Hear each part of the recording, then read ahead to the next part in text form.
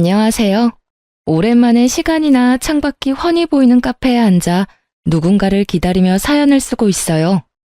제가 이렇게 사연을 쓰게 된 이유는요. 제가 이제 곧 중요한 일을 앞두고 있는데 이젠 정말 이곳에서 전 남편과의 일을 마지막으로 털어내고 새로운 출발을 하기 위해서입니다. 저의 기가 막힌 이혼 이야기 함께 하시겠어요? 저와 남편은 결혼한 지 9년이 되었고 뱃속에 아기가 자라고 있었어요. 저에겐 축복과도 같은 존재였죠. 9년이란 세월 동안 고생했던 것에 대한 보상과도 같다고 느껴지더군요.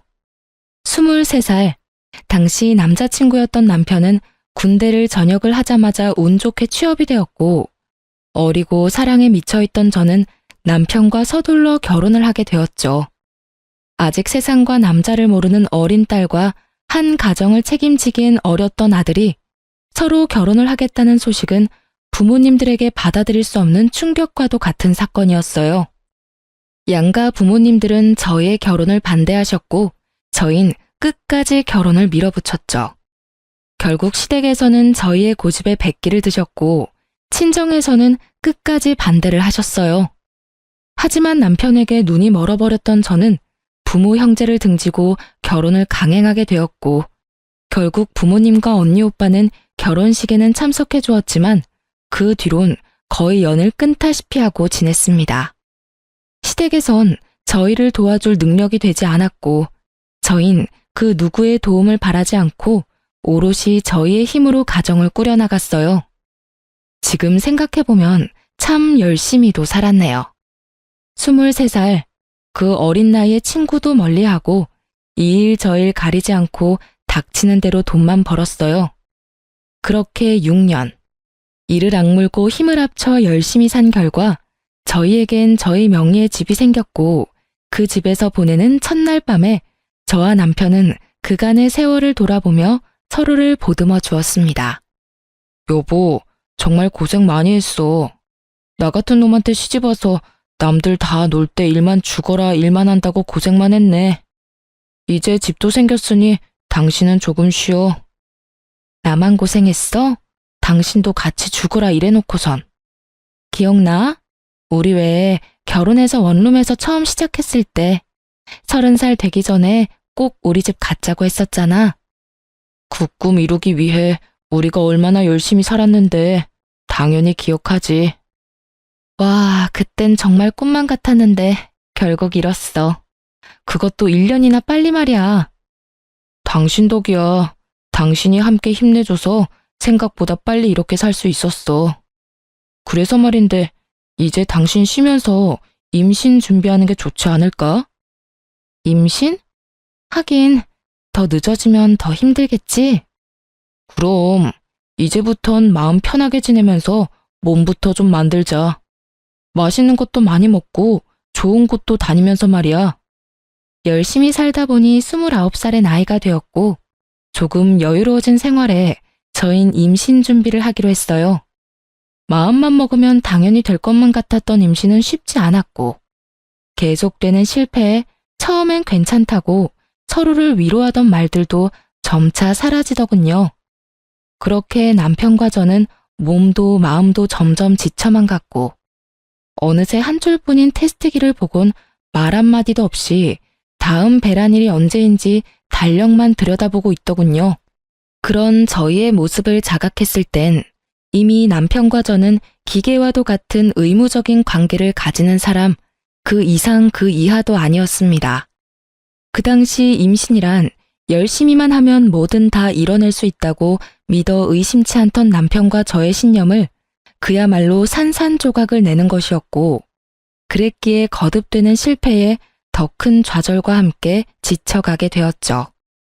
그렇게 지쳐가던 어느 날 오랜만에 화장대에 앉아 거울을 가만히 보는데 30살도 되지 않은 파릇해야 하는 여자가 아닌 40대는 좋게 되어 보이는 암울한 세상에 찌들 대로 찌든 여자가 앉아있더군요. 안쓰럽더군요.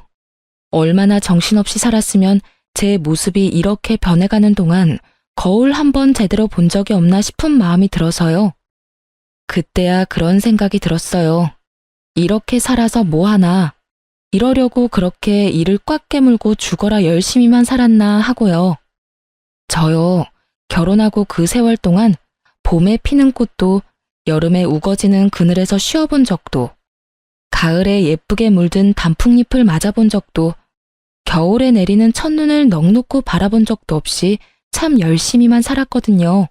그런데 그럴 여유도 틈도 없이 정직하고 열심히 산 결과가 세상 풍파를 다 맞은 모습이라니 너무 서글프더라고요.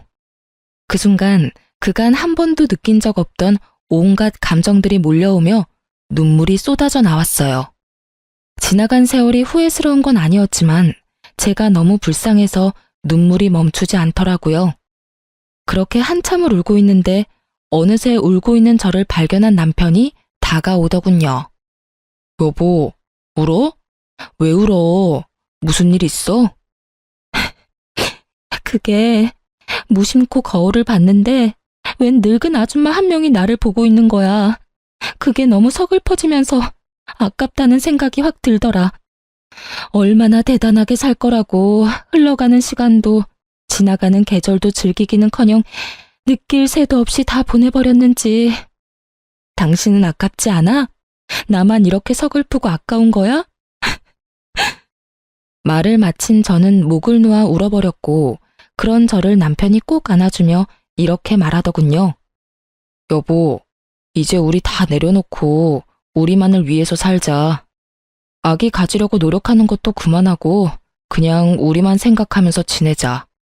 평소에 저였다면 아니라고 괜찮다며 다시 잘 준비해보자고 했을 텐데 그때 전 많이 지쳐 있었고 더는 힘을 낼 여유조차 남아있지 않아 남편에게 알겠다고 했어요. 그렇게 2달 뒤 몸이 조금 이상하다는 느낌이 들었고 혹시나 하는 마음에 병원에 갔더니 임신 4주차에 접어들었다고 하더라고요. 그때 그 행복감과 기쁨은 아직도 기억에 생생해요. 남편 역시 눈물까지 흘리며 행복해했고 그렇게 저와 남편은 이제 행복할 일만 남았다고 서로에게 말해주었습니다. 하지만 그 영원할 것만 같던 행복도 오래가지 않더군요. 전 입덧이 다른 사람보다 심한 편이었는데 구역질이나 먹지 않으면 허기짐에 구역질이 나고 먹으면 속이 더부룩해 변기통을 안고 살아야만 했죠. 계속되는 입덧에 회사 생활이 제대로 될 리가 없었고 자연스럽게 동료들에게 민폐만 끼치게 되었어요. 결국 전 휴직을 하기로 했고 집에서 휴식을 취하며 입덧을 견뎌내고 있었어요. 제대로 먹지는 못하고 토하는 생활이 반복되자 몰골은 말이 아니었지만 다행스럽게도 아기는 건강하게 잘 자라고 있다고 하니 그나마 다행이라고 생각하며 그 힘든 날들을 견디며 지내고 있었죠. 전 하루가 다르게 수척해져갔고 이윽고 거울에 비치는 제 모습조차 보기 싫은 지경이 돼버리더군요. 상황이 그렇게 되자 남편 역시 저를 멀리하는 것이 느껴지더라고요. 처음엔 입덧으로 고생하는 저를 안쓰러워하던 남편이었는데 어느 순간부턴 제가 화장실을 가려고 일어서기만 해도 한숨을 쉬는 지경이 되어버렸어요. 전 남편의 다정스러운 눈빛을 본 적이 언제인지 기억도 나지 않았고 투명스러운 눈빛과 함께 남편의 핀잔이 계속되고 있었어요. 얼굴이 도대체 그게 뭐야? 로션은 안 바르는 거야? 푸석푸석해서는. 아무리 입덧 때문에 힘들다고 그래도 사람 몰골이 그게 뭐야? 그거 알아? 당신 보고 있으면 내가 다 서글퍼진다고. 이런 식의 핀잔은 말끝마다 이어졌고 다른 것도 아닌 임신 때문에 혼자 고생하는 저에게 이런 언행으로 대하는 남편을 보며 섭섭한 적이 한두 번이 아니었어요. 하지만 남편 역시 회사 생활로 많이 힘들어서 그럴 거라며 이해해주며 남편과 싸우지 않으려고 많이 노력했어요. 사실 싸울 힘도 없긴 했고요. 그러던 어느 날 유난스럽게 입덧이 심한 날이었는데 그날따라 생전 좋아하지도 않았던 요거트가 너무 먹고 싶은 거예요. 얼마나 먹고 싶은지 눈물이 다 나려고 해 전 배달 어플을 이용해 요거트를 시켜 먹게 되었고 그 결과는 참담했습니다. 그토록 눈물나게 먹고 싶었던 요거트를 한 입 먹는 순간 속이 마구 울렁이기 시작하는데 참아보려 해도 도저히 참아지지 않았고 그대로 전 화장실로 뛰어가 또다시 다 개워내게 되었어요. 그렇게 한바탕 개워내고 나오니 미간을 잔뜩 찌푸린 남편이 이렇게 말하더군요. 아, 진짜. 그렇게 다 토해낼 거면 차라리 굶어. 돈 아깝게 그게 뭐 하는 짓이야? 그 말을 듣는데 전 그야말로 폭발하고 말았어요. 그게 나한테 할 말이야? 내가 일부러 토해? 내가 토하고 싶어서 토하냐고. 나도 그냥 맛있게 먹고 싶어. 그런데 그게 안 되는 걸 어떻게 해? 당신 이런 내 심정을 알아? 그냥 가만히 앉아 있어도 놀이기구를 타고 있는 기분이야. 비포장도로를 끊임없이 달리는 차 안에 갇힌 기분이라고. 저 역시 그 당시 몸도 마음도 힘든 상황이었기에 남편의 모진 말들을 참을 수가 없었고 그렇게 한바탕 쏟아내는데 갑자기 배에서 감당할 수 없는 고통이 느껴지더군요. 저는 배를 잡고 소리를 지르며 고꾸라졌고 놀란 남편은 저를 집에서 가까운 곳에 있던 대학병원으로 데리고 갔어요. 병원으로 가는 내내 아기만 무사하기를 빌고 또 빌었고 병원에 도착해 진료를 해본 결과 천만다행으로 아기는 무사하다고 하더라고요. 하지만 제 몸이 너무 약해져서 병원에서 며칠 안정을 취하며 경과를 봤으면 좋겠다라는 의사 선생님의 권유대로 전 입원을 하게 되었고 남편은 편히 지내라며 1인실을 잡아주었죠. 그렇게 전 병실에 누워 눈을 감고 있었어요. 잠은 오지 않았지만 이런저런 일들로 인해 많이 지쳐있던 터라 눈꺼풀조차 무겁게 느껴져 눈을 뜨고 있기도 힘이 들었거든요. 한참을 잠들지 않은 채 눈을 감고 있는데 병실로 남편이 들어오더니 제 손을 잡고 숨죽여 울기 시작하더군요. 저는 내심 남편이 최근에 말은 모질게 했지만 아직 절 많이 사랑하고 있다는 생각이 들었고 많이 놀랐을 남편을 안심시키기 위해 괜찮다는 말로 남편을 달래주려고 했어요. 그런데 그 순간 남편의 입에서 믿지 못할 말들이 나오고 있더라고요. 여보, 미안해. 정말 미안해. 나 사랑하는 여자가 생겼어. 믿을 수가 없었어요. 사랑하는 여자가 생겼다뇨. 저와 남편이 함께한 세월이 얼만데 그동안 함께한 고생이 얼만데 이제서야 임신도 하고 살만해졌는데 이제와 저 말고 사랑하는 여자가 있다니 정말 믿을 수가 없더군요.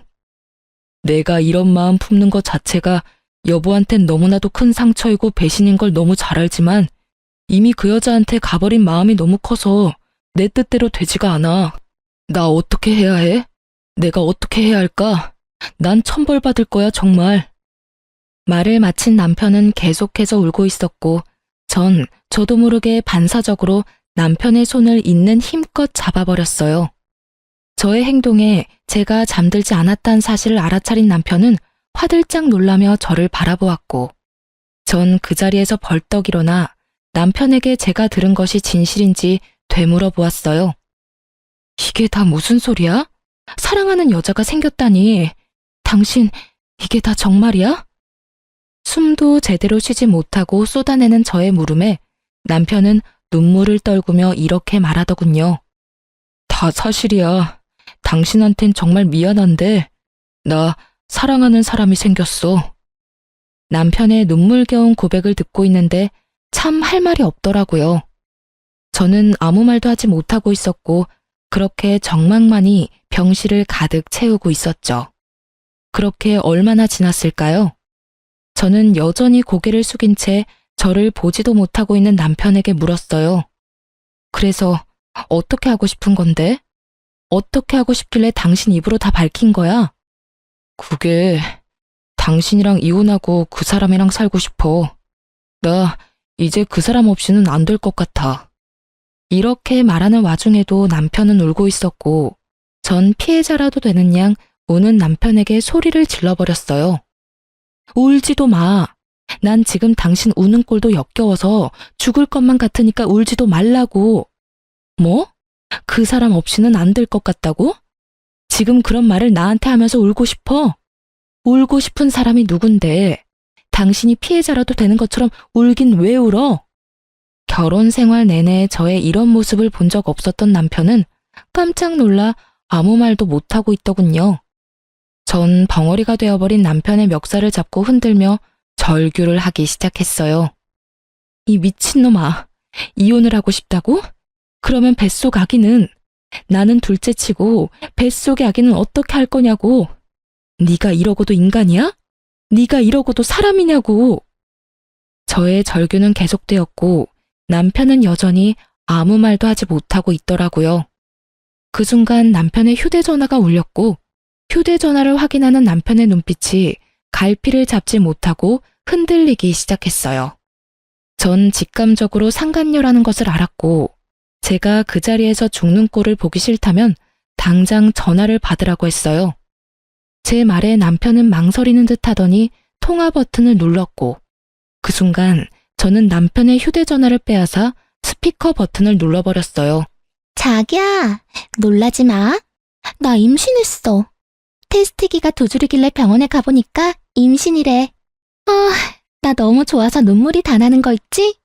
어쨌든 나 지금 집인데 빨리 좀 와줘. 상간녀는 울고 있더군요. 환희에 찬 기쁨의 눈물을요.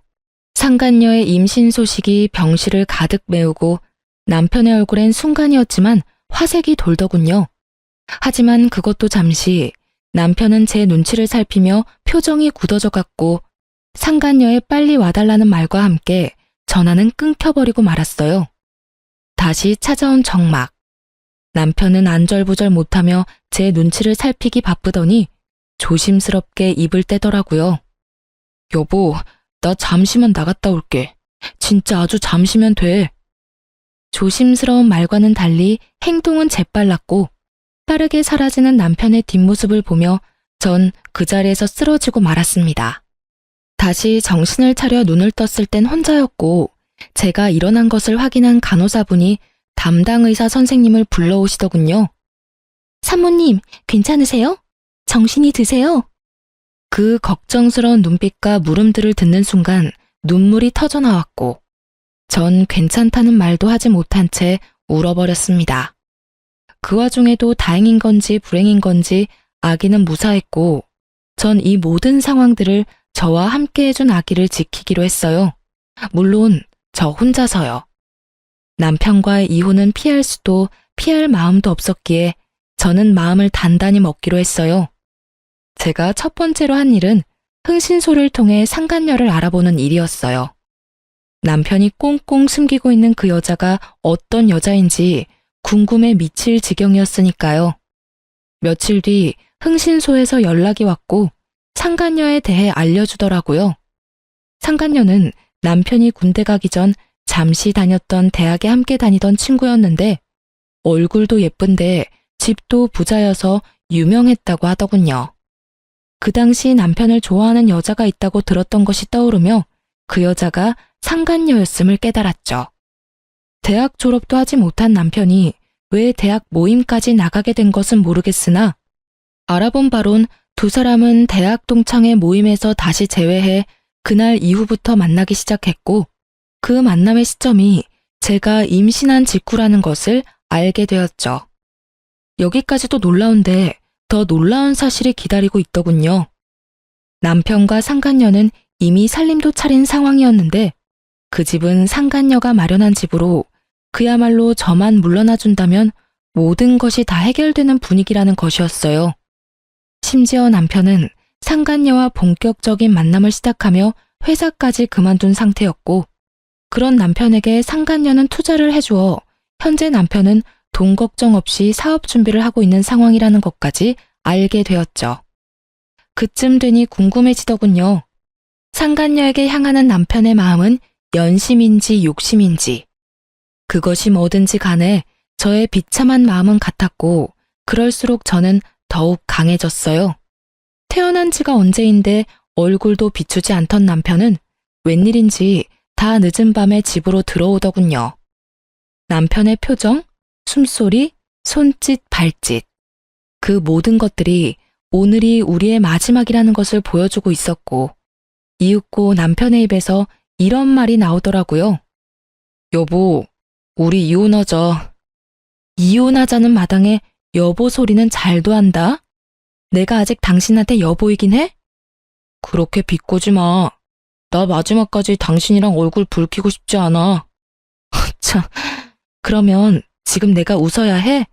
당신 마음 편해지라고 미친년처럼 하하호호 웃어줘야 해? 그런 말이 아니잖아. 나는 그저 좀 더 이성적으로 대화를 하자는 말이었어. 당신 보니까 내 욕심이 과했네. 아, 우리 이혼하자. 당신이 이혼만 해주면 이 집을 포함해서 그동안 모은 재산은 당신 다 줄게. 이거 말고 그 사람이 당신한테 따로 위자료도 두둑하게 챙겨준다니까 제발 이혼만 해줘. 그래, 하자 이혼. 얼마나 줄지 기대할게. 그런데 나 한 가지만 물어봐도 돼? 당신은 우리 아기는 안 궁금해? 그 충격을 받고 무사한지, 무사하다면 앞으로 어떻게 할 예정인지, 낳을 건지 어떻게 할 건지 그런 건 궁금하지도 않아? 전 진심으로 궁금해서 물었고 남편은 저의 물음에 표정 하나 변하지 않고 이렇게 대답하더군요. 무사하단 이야긴 병원에 전화해서 들었어. 그리고 앞으로 어떻게 할지는 궁금해하면 뭐해? 내가 낳아서 키울 수 있는 것도 아닌데. 당신이 잘 생각해서 알아서 결정하겠지. 잘 생각해서 잘 결정해. 그게 어떤 결정이든 난 당신 의견 존중하고 응원하니까. 똥 같은 소리를 참도 정성껏 짓거리고 있더군요. 전 그런 남편에게 상간녀 소송도 진행 중이니 그런 줄 알라는 말을 마지막으로 집 밖으로 내쫓아 버렸어요. 더는 그 면상을 보고 있기도 힘이 들었거든요. 그렇게 저희는 이혼을 하게 되었고 전 우리의 젊은 날을 갈아샀던 집과 남편이 상간녀에게 받아온 3억과 함께 상간녀 위자료까지 따로 받을 수 있었어요. 이혼이 확정된 날, 전 계획했던 대로 상간녀의 본가로 찾아가 상간녀의 아버지를 만났습니다. 조사를 통해 알아본 바론 상간녀의 부모님은 전 남편이 유부남이었던 사실을 모르고 있었고 받을 거 다 받아낸 저는 상간녀가 밖에서 무슨 짓거리를 하고 다니는지 그 부모님께 다 알릴 계획이었던 거죠. 예상대로 저의 폭로에 상간녀의 아버지는 노발대발 난리가 났지만 비교적 상간녀의 어머니는 차분한 것으로 보아 대충 알고 있었던 눈치 같더라고요. 누구신데 우리 딸에 대해 할 말이 있다고 하시는 건지요?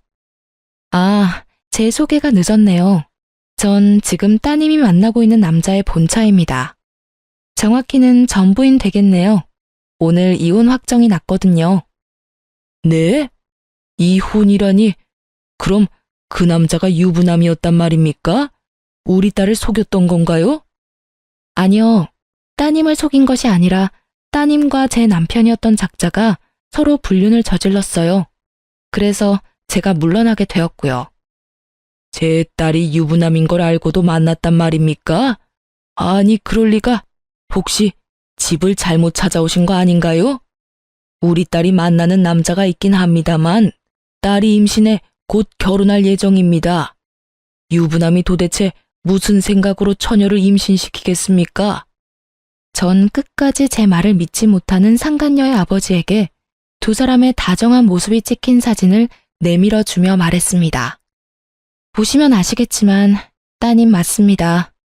참고로 제 뱃속에도 아기가 자라고 있는데 그것도 따님이 다 알고 있다고 하더군요. 참 웃기는 상황 아닌가요?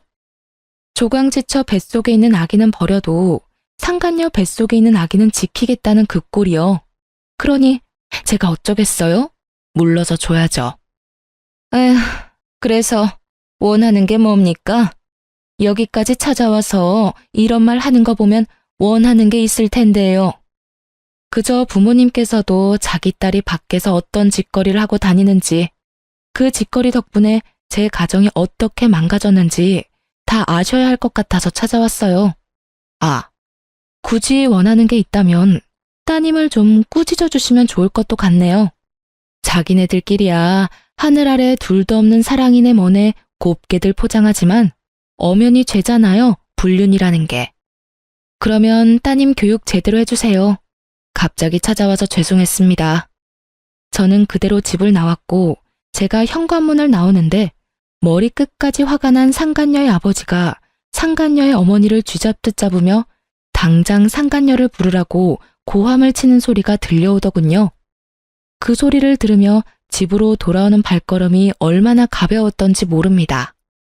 그렇게 집으로 돌아온 전 이사할 예정이라 중요한 짐을 따로 추리고 있었고 상간녀에게 모든 이야기를 들은 전 남편이 역정을 내며 집으로 들어오더군요. 너 진짜 미쳤어? 돈은 다 받아 처먹고 뭐? 그 집을 찾아가? 네가 제정신이야? 이딴 식으로 행동할 거였으면 돈은 왜 받아갔어? 돈은 돈이고 이건 다른 문제지. 그 부모들도 알아야 하지 않겠어? 하나뿐인 외동딸이 밖에서 무슨 짓거리를 하고 돌아다니는지. 그래야 자식 교육을 똑바로 하지. 그래도 이건 너무하잖아. 꼭 이렇게까지 해야 했어? 군말 없이 이혼해줬는데 이 정도도 하면 안 돼? 너 때문에 지금 그 사람 아빠한테 붙잡혀서 질질 끌려갔어. 어쩔 거야? 어쩌긴 뭘 어째. 눈물이라도 흘려줘? 그거 참 안 됐다고 위로라도 해줄까? 그런 걸 원하니? 진짜 너 하여튼 오늘 일 때문에 그 사람 뱃속에 있는 아기라도 잘못됐다간 가만 안 있을 테니 그런 줄 알아? 전 남편은 악에 바친 듯 이를 꽉 깨물며 저에게 말했고 그런 전 남편의 모든 것이 어이가 없더군요. 그래서 전 어느새 꽤 나온 저의 배를 보여주며 이렇게 말했습니다. 이건 안 보여? 내 배는 안 보이냐고. 이 아기도 당신 아기야. 당신은 정말 이 아기는 보이지도 않는 거야?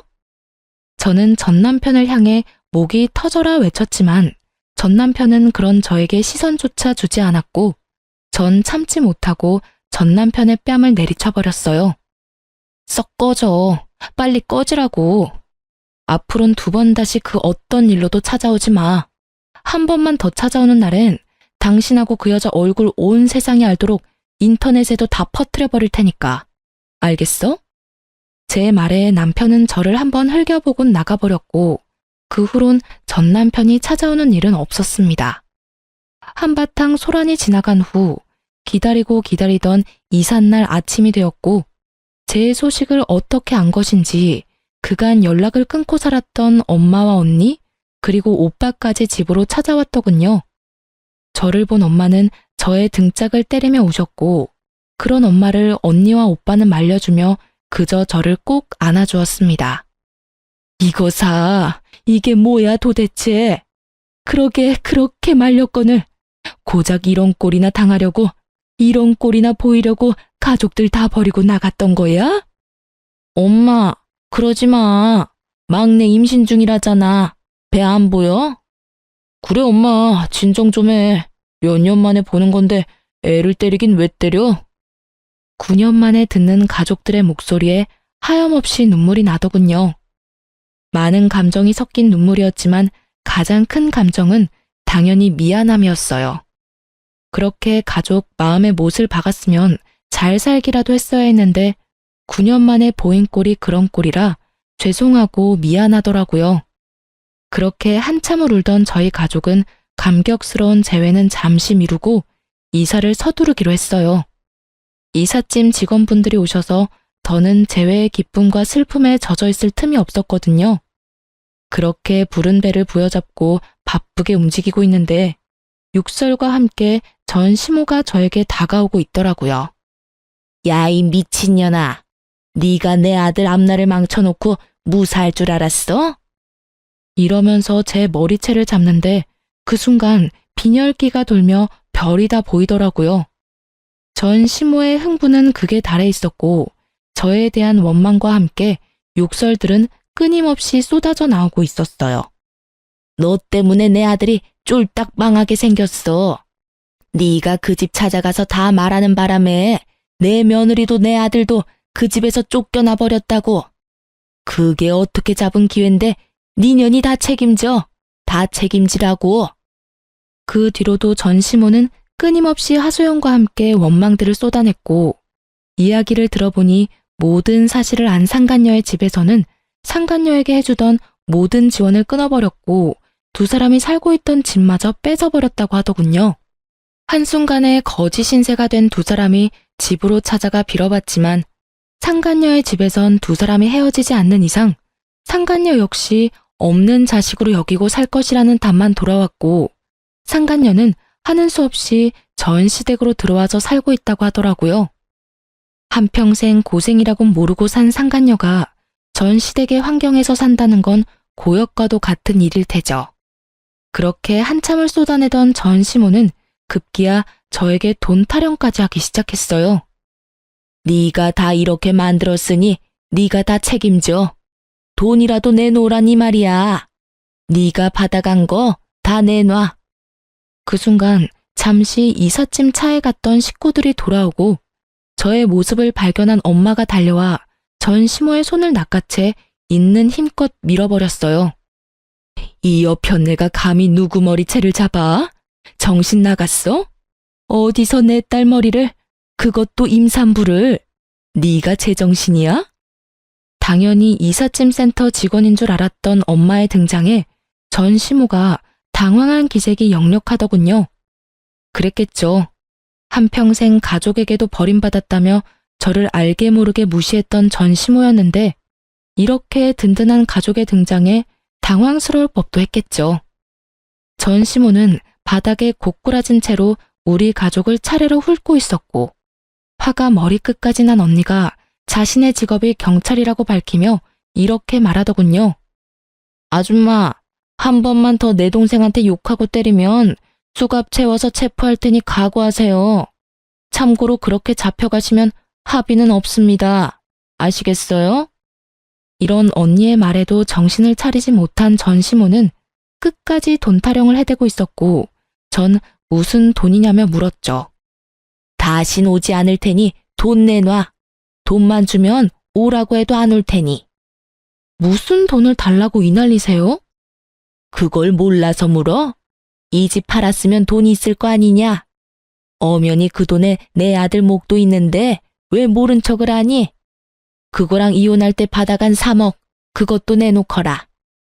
정말 뱃속의 아기만 아니었다면 욕이라도 실컷 해주며 있는 힘껏 한 대 때리고 싶더라고요.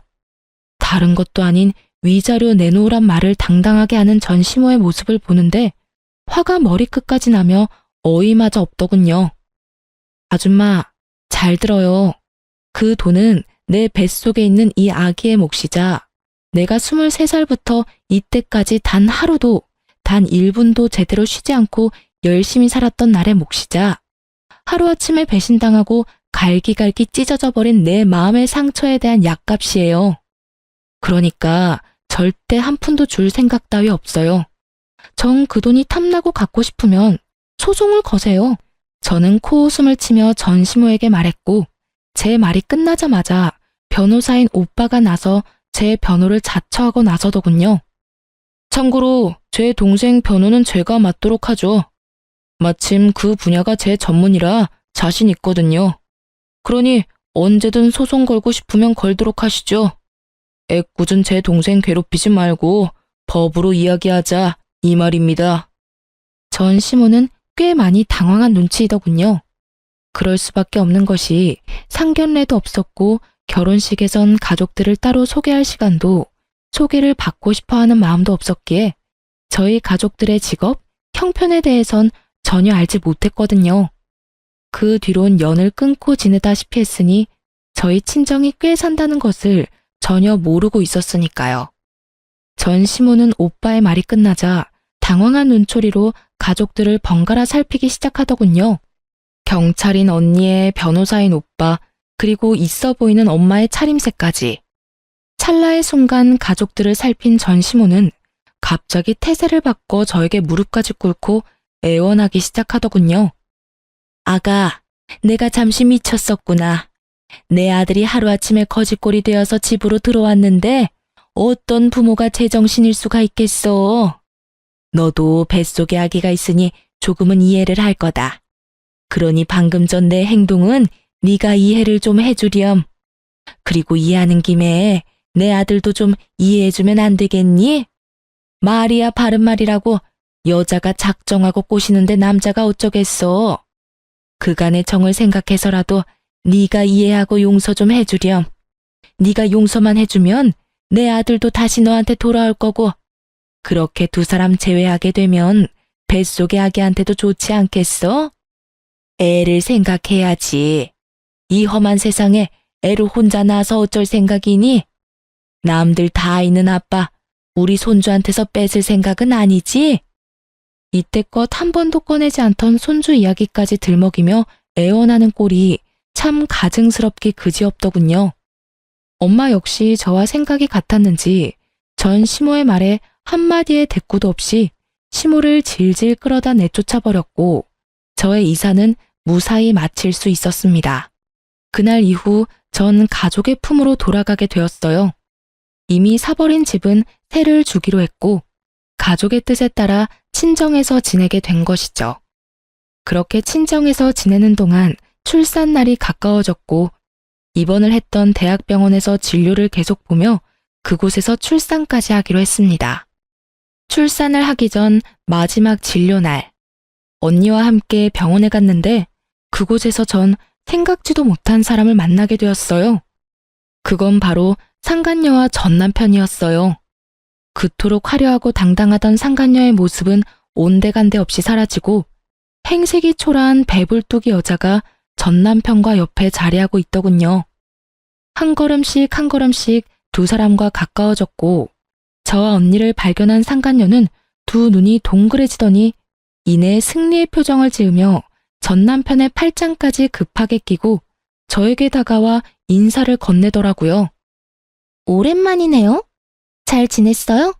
아, 이런 질문 좀 그런가요? 하긴, 잘 지낼 턱이 없는데 질문이 좀 그랬죠? 방금 전까지 전 남편과 돈 때문에 다투는 소리를 다 들었는데 이렇게까지 해서 저에게 아는 척이 하고 싶은 그 마음이 다 궁금하더군요. 그런데 그 애는 정말 낳아서 혼자 키울 수 있다고 생각해요? 진작 지우지. 이게 무슨 청승맞은 짓이에요. 뭐라고? 너 말 다 했니? 그게 네가 나한테 할 말이야? 왜 화를 내고 난리래? 다 걱정해서 하는 말인데. 아, 그리고 혹시나 해서 하는 말인데 양육비 이런 건 바라지도 말아요. 하긴 뜯어간 돈 많으니 양심이 있으면 양육비 달란 말은 못하겠지. 상간녀는 어떻게 해서든 제 속을 긁고 싶어 안달인 듯 했으나 전 도발에 더는 넘어가지 않았고 상간녀를 위아래로 훑어주며 이렇게 말했습니다. 그게 걱정이어서 굳이 반가워하지도 않는 사람한테 인사까지 한 거야? 하긴 꼴을 보아하니 걱정이 되긴 하겠다. 양육비 줄 능력도 처지도 안 되니까 말이야. 나 양육비 달라는 말 할 생각도 없으니까 그런 걱정은 넣어두고 사랑으로 가진 애 잘 낳아서 찢어지게 가난한 집에서 잘 키워봐. 난 댁들 덕분에 가족도 다시 만나 잘 지내고 돈도 많아서 양육비 걱정은 없거든. 제 말에 상간녀는 미간을 찌푸리는가 싶더니 이내 코웃음을 치며 비아냥대기 시작하더군요. 참 좋기도 하겠네요. 남편도 뺏겨서 애도 혼자 낳고 혼자 키워야 하는 마당에 좋다고 웃는 꼴이 참. 어떤 면에선 참 대단하기도 하네요. 상간녀의 비아냥거림에 제가 반격을 하려는 순간 어느새 제 곁으로 온 담당 의사 선생님이 제 어깨에 손을 두르며 언니에게 이렇게 말하는 것이 아니겠어요? 초영, 여기서 뭐 하세요? 무슨 일 있어요? 표정이 왜 이렇게 안 좋아요? 처영이라니. 전 크게 당황을 했고 언니 역시 당황한 기색이 역력했지만 그것도 잠시 천연덕스럽게 선생님께 제부라고 하며 상황을 설명하기 시작하더군요. 언니의 설명을 들은 선생님은 제 어깨를 잡은 손에 힘을 주며 말을 하더군요. 아, 아직 소식 못 들으셨나 봅니다. 저 이 사람하고 결혼 약속했어요. 식은 아직이긴 한데 출산하고 몸 추스르는 대로 결혼식 올리려고 하고 있어요. 원하신다면 청첩장 나오는 대로 보내줄 테니 와서 자리를 빛내주는 것도 좋을 것 같네요. 언니 못지않게 선생님은 천연덕스럽게 연기를 펼쳤고 선생님의 말에 이때껏 입 한 번 떼지 않고 있던 전 남편이 저를 향해 말을 하더군요. 여보, 이게 다 사실이야? 당신 이 남자랑 결혼했어? 혼인신고라도 한 거야? 전 남편의 말이 끝나자마자 여보라는 단어에 발끈한 상간녀는 제가 무어라 답할 새도 없이 전 남편을 쥐잡듯 잡기 시작하더군요. 당신, 지금 뭐라고 했어? 여보? 누구 보고 지금 여보라고 하는 거야? 상간녀의 말에 전 남편은 그제야 자신이 어떤 단어를 썼는지 자각한 듯 새하얗게 질린 얼굴로 말까지 더듬더라고요. 아니 그게 습관적으로 나도 모르게 튀어나왔어. 그걸 지금 말이라고 해? 당신은 아직도 저 여자하고 결혼한 사이라고 착각하는가 봐. 아니, 저 여자랑 다시 살고 싶기라도 한 거야? 무슨 말을 또 그렇게 해. 실수라고 했잖아. 실수라고? 그래, 그건 실수라고 치자. 그런데 당신이 왜 저 여자가 결혼한 사실에 화를 내? 왜 간섭하냐고. 그건 나도 놀라서 그랬지. 당신 지금 너무 흥분했어. 진정 좀 하고 진료나 보러 가자. 예약 시간 다 됐어. 지금 내가 진료 보게 생겼어? 당신 같으면 이 기분에 진료가 보고 싶겠냐고. 내가 누구 때문에 이 모양 이 꼴로 살고 있는데, 내가 왜 이런 거지 꼴로 살고 있는데, 당신 하나 보고 다 버리고 와서 이렇게 사는 난 신경도 안 쓰면서 전부인이 재혼한 사실이 그렇게 신경 쓰여? 상간녀는 악을 쓰며 남편을 닥달했고 그런 상간녀의 말이 지긋지긋하다는 듯 전 남편은 짜증을 섞으며 답을 하더군요. 내가 당신한테 가족 버리고 나한테 와달라고 했어? 당신이 좋아서 다 버리고 나한테 와놓고 왜 또 그런 말을 하는 거야? 지겹지도 않아? 무슨 일만 일어났다 하면 이 모양 이 꼴 타령하는 거? 나야말로 누구 때문에 그 좋은 회사까지 그만두고 이 모양 이 꼴이 됐는데 다 당신이 투자해준다고 해서 이렇게 된 거잖아. 두 사람은 급기야 언성까지 높이며 싸우기 시작했고 그 광경을 지켜보던 선생님은 제 손을 진료실로 이끌며 이렇게 말했어요. 우린 이만 들어가요. 이런 난장판은 뱃속의 아기한테 좋지 않아요. 얼른요. 그렇게 선생님의 손에 이끌려 진료실 의자에 앉은 전 어리둥절했고 이내 간호사 선생님이 들어오셔 두 사람이 난동에 가까운 싸움을 하다 결국 병원에서 쫓겨났다고 하더군요. 그 만남을 마지막으로 전 다신 그 사람들을 만나기는커녕 소식조차 들을 수도 없었습니다. 그렇게 정말 전 남편과의 모든 것이 끝이 나고 전 무사히 출산했습니다. 출산 이후 전 제 소중한 보물을 안겨주신 선생님께 보백받게 되었어요. 사실 병원에 처음 와 전 남편의 외도 사실을 알게 되었을 때 걱정스러운 눈빛으로 절 위로해준 그 선생님이 저의 담당 선생님이었고 선생님의 말에 의하면 그날부터 제가 신경이 쓰였다고 하더군요. 처음엔 그저 제가 불쌍했다고 했어요. 불쌍해서 눈길이 더 가고 마음이 더 쓰였다고요. 그래서 진료를 볼 때도 더욱 신경을 써주었고 제가 배가 심하게 뭉쳐 병원에 갑자기 왔다는 연락이라도 받을 때면 그게 언제든 어디에 있든 병원으로 뛰어와 제 진료를 봐주셨다고 하더라고요. 그렇게 측은심에 제가 눈에 밟혔는데 그 측은심이 어느 날부턴 저를 지켜주고 싶고 제가 보고 싶어졌다며 저를 좋아하는 것 같다고 마음을 고백해 오더군요. 지금 당장 대답해달라는 건 아니에요. 지금 상황이 좋지 않다는 것도 알고 저한테 신경을 쓸 틈도 없다는 거 누구보다 잘 아니깐요. 그냥 제가 곁에서 맴돌 테니 그것만 막지 말아주세요. 그렇게만 해준다면 저는 언제까지고 기다릴 수 있어요. 그저 저를 지켜봐 주세요. 처음엔 그냥 아무런 대답도 하지 않고 무시했던 것 같아요.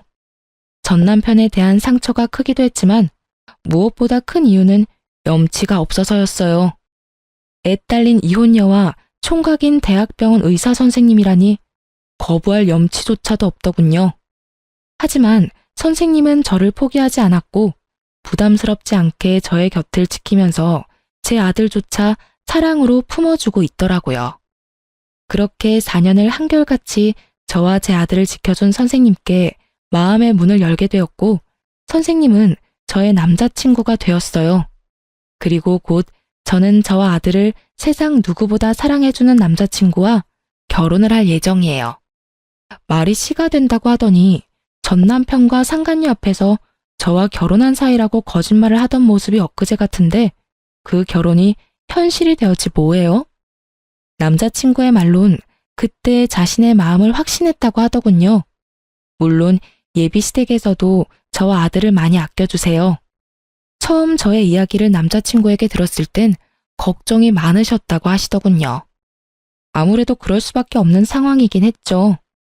온 정성을 다해 사랑으로 키운 아들이 어느 날 갑자기 사랑하는 여자가 생겼다고 해서 누구보다 기뻐하셨는데 그 여자가 이혼녀인 것도 모자라 갓난아기까지 있다고 하니까요. 어떻게든 설득을 해보려 했지만 남자친구는 흔들리지 않았고 일단 얼굴이나 보자 하는 마음으로 저를 만나러 나오셨다고 하셨어요. 그렇게 저를 처음 만난 날 저와 예비 시부모님은 많은 이야기를 나눴고 헤어지는 순간에 제 손을 잡아주시며 이렇게 말씀해 주시더군요. 사실 오늘 이 자리 나올 때까진 좋은 말로 설득해서 헤어지게 만들 생각이었어. 생각 있는 여자라면 헤어질 테니 말이야. 그럴 생각으로 나온 자리인데 막상 만나서 이야기 나눠보니 우리 애가 왜 그렇게 매달렸는지 알 것 같네. 앞으로 우리 아들이랑 잘 지내줘. 그렇게 잘 지내다가 우리 가족으로 와주면 더 좋고. 이렇게 말씀해 주시는데 얼마나 많이 울었는지 몰라요. 그 마음이 너무나도 감사하고 또 그 감사한 마음이 드는 것이 염치도 없어서요. 제가 자식을 키워보니 알겠더라고요.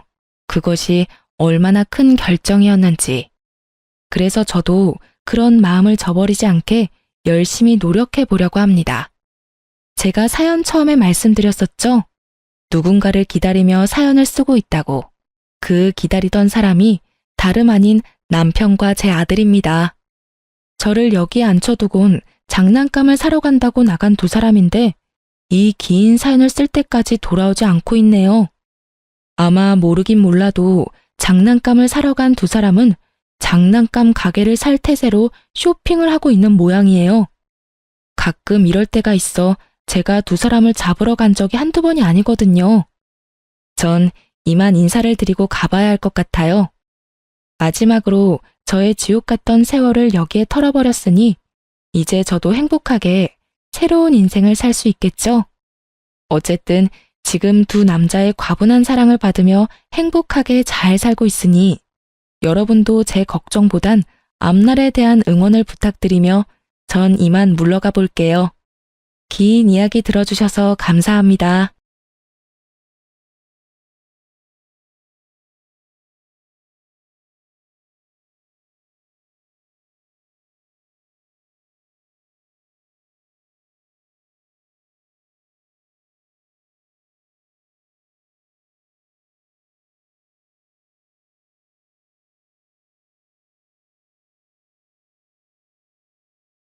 안녕하세요. 저는 서울에 살고 있는 30대 중반 여자랍니다. 요즘 사연이 나오는 채널을 많이 듣고 있어요. 제 이야기 같기도 하고 듣다 보면 속이 시원해지기도 해서 코미디 프로보다 더 재미있는 것 같아요. 그 중에서도 이곳의 사연들이 더 진정성 있게 느껴진달까요? 그래서 새로운 사연 올라올 때마다 꼭 듣고 있답니다. 저도 아주 기가 찬 사연을 마음속에 품고 있거든요.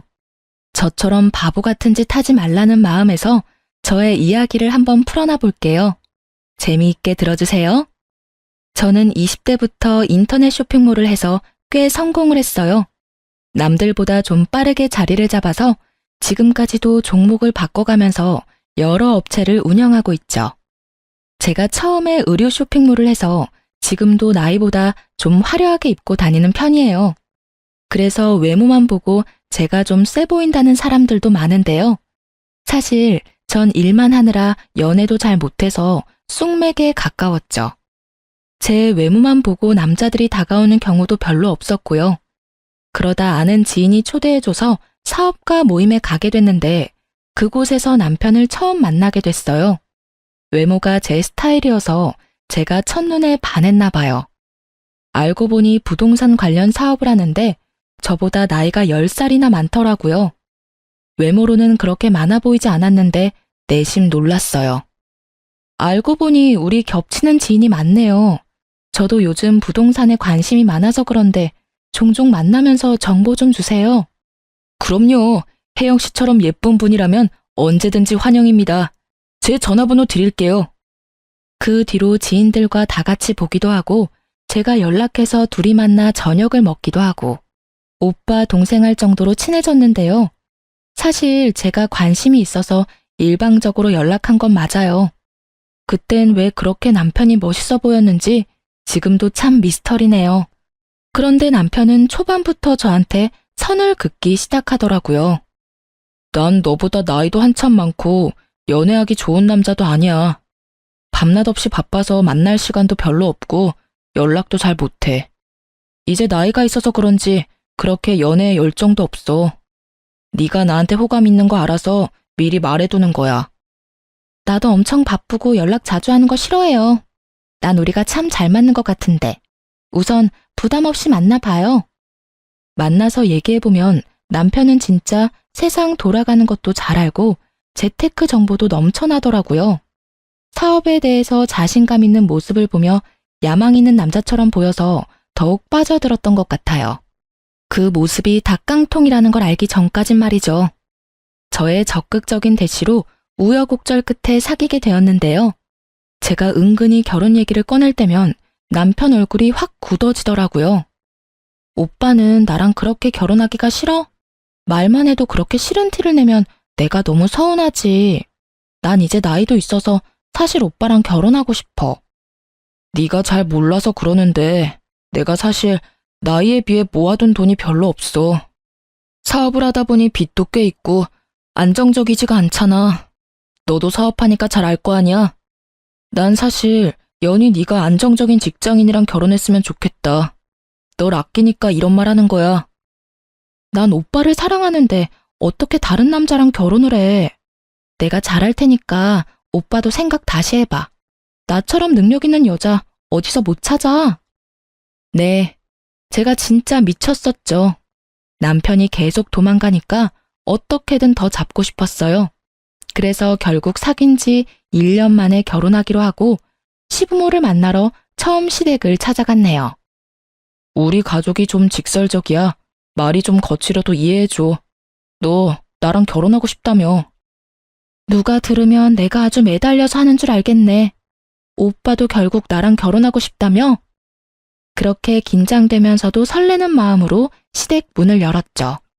근데 마주친 건 저를 싸늘하게 쳐다보는 눈들 뿐이었답니다. 두 팔 벌려 반겨주진 않을지언정 째려보기나 하니 너무나 당황스럽더라고요. 남편한테는 남동생 하나와 여동생 하나가 있었는데요. 둘 다 저보다 나이가 많은데 세상에 백수더라고요. 그 사실도 결혼하고 나서야 알아서 기함을 했네요. 도련님이 저를 보고는 실실 쪼개며 뭐라고 했는지 아시나요? 멀쩡하게 생겨서는 왜 우리 형처럼 나이 많은 남자랑 결혼해요? 아, 우리 형 돈 많은 것 같아서 하는 거구나. 취집 같은 거 하려고. 처음 보는 사이에 말이 참 듣기 거북하네요. 아직 못 들었나 본데 저도 돈 잘 벌어요.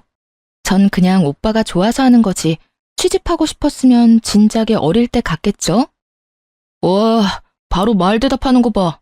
엄마, 이번엔 임자 제대로 만났네. 이렇게 드세니까 우리 형을 휘어잡았겠지. 이놈아, 조용히 못해? 뭔 소리를 하는 거야? 내가 상현이한테 대충 얘기는 전해 들었다. 나이가 어린데도 사업을 오래 했다며? 모은 돈은 얼마나 되니? 어머니, 처음 만난 사람한테 뭘 그런 걸 물어보세요. 아니 왜? 그게 제일 중요한 거지. 난 이게 궁금해서 어젯밤에 잠도 못 잤다. 한번 말해봐. 그래야 혼수 같은 것도 얼마나 준비할지 알려줄 거 아니니? 어머니, 사업하는 사람은 절대 자기 수입 얘기 안 해요. 한 번도 사업 안 해보셔서 잘 모르시나 보다. 오빠한테도 제 부모님한테도 절대 얘기한 적이 없어요. 혼수는 되도록이면 간소하게 하고 싶으니까 그 점은 존중해 주세요. 어머 얘 진짜 말 무섭게 하네. 난 밍크코트는 꼭 받아야 되니까 그건 줘야 돼. 니네 예물은 너네가 알아서 해라. 그럼 난 명품백. 난 큰 것도 안 바래. 작은 걸로 사줘. 혜언니, 이 정도는 해줄 수 있죠? 그럼 난 뭐 받지? 난 그냥 간소하게 명품 셔츠 하나 정도? 그거 뭐 100만 원도 안 하는데 그 정도는 해줄 수 있죠? 꼭 흰색으로 부탁해요. 경수님 센스 한번 볼게요. 아들 결혼시키는데 돈 한 푼 안 보태주면서 바라는 건 어찌나 많은지요. 동생들이 그딴 말을 하는데도 그냥 사람 좋게 허허 웃고만 있는 남편을 보니 어이가 없더라고요. 이때 다 뒤집어 엎고 나와버렸어야 하는데 말이죠. 물론 그때야 콩깍지가 씌었으니 상황 파악도 제대로 할 수 없었고요. 그렇게 제가 원하는 식장으로 예약을 하고 결혼 준비를 하기 시작했는데요. 남편은 식장이며 드레스며 죄다 가족들한테 사진을 보내고 다 알려주며 공유를 하더라고요. 그러면 꼭 시댁 인간들이 한마디씩 해왔죠. 언니, 간소하게 한다면서 거긴 너무 비싼 거 아니에요? 역시 쇼핑몰하고 그래서 그런지 사치가 좀 심하다. 예, 드레스가 너무 많이 파인 거 아니니? 좀 더 얌전한 걸로 바꿔라. 우리 집안이 보수적인 거 얘기 못 들었어? 신혼여행을 몰디브로 간다면서요? 가서 뭐 사진 찍어서 자랑하려고요? 병수, 그냥 가까운 동남아 가요. 내 친구들이 발리가 더 좋다고 하던데. 아니, 내가 내 돈 내고 결혼한다는데 자기들이 단체 메시지 창에서 하루 종일 이래라 저래라 하는데 진짜 너무 화가 나더라고요. 남편은 말 한마디도 안 하고 말이죠. 저는 참다 못해 폭발해버렸죠. 결혼식장 예약하는데 돈 보태주셨어요? 드레스는 제가 친한 언니 샵에서 하기로 한 거고요. 제가 신혼여행을 도련님 허락까지 받아야 돼요? 그럼 도련님이 신혼여행비 다 내주세요. 그럼 가라는 대로 갈 테니까요. 아니 얘는 잘 되라고 하는 말에 왜 이렇게 예민하게 반응해? 어디 며느리 무서워서 뭔 말을 못하겠네. 그렇게 우여곡절 끝에 결혼식하고 신혼여행까지 다녀왔어요. 말 그대로 신혼여행까진 정말 좋았어요. 그 후에 현실로 돌아오면서 지옥 같은 시집살이가 시작되었죠. 신혼여행 다녀와서 시댁에 찾아갔는데 제가 사온 선물을 보고 시모가 혀를 쯧쯧 차더라고요. 너희는 그렇게 좋은 호텔에서 돈 펑펑 쓰면서 잘 지내고 왔으면서 고작 선물은 이딴 걸 사오니?